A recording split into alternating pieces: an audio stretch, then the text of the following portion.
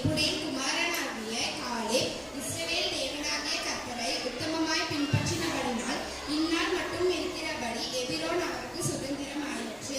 யோசுவா 14:14. நீ என் பார்வைக்கு அருமையானபடியினால் கனம் பெற்றனர்.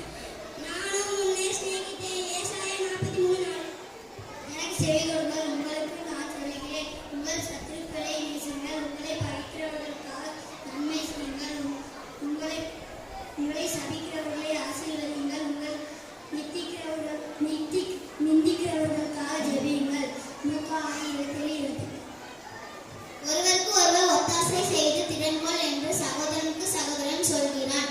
ஏசாயா 41:6.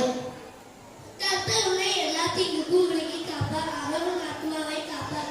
கர்த்தர் உன் போக்கையும் உன் வாதத்தையும் இருமுதல் கொண்டு என்றைக்கும் காப்பார். சங்கீதம் 121:7-8.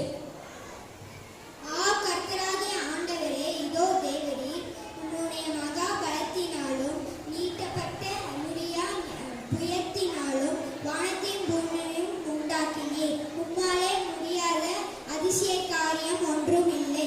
எரேமியா 32:17. முதலாவது, தேவனுடைய ராஜ்யத்தையும் அவருடைய நீதியையும் தேடுங்கள், அப்பொழுது இவைகள் எல்லாம் உங்களுக்கு கூட கொடுக்கப்படும். மத்தேயு 6:33. அல்லேலூயா. கர்த்தருக்கு பயந்து அவருடைய கட்டளைகளை மிகவும் பிரியமாய் இருக்கிற மனுஷன் பாக்கியவான். சங்கீதம் 112:1.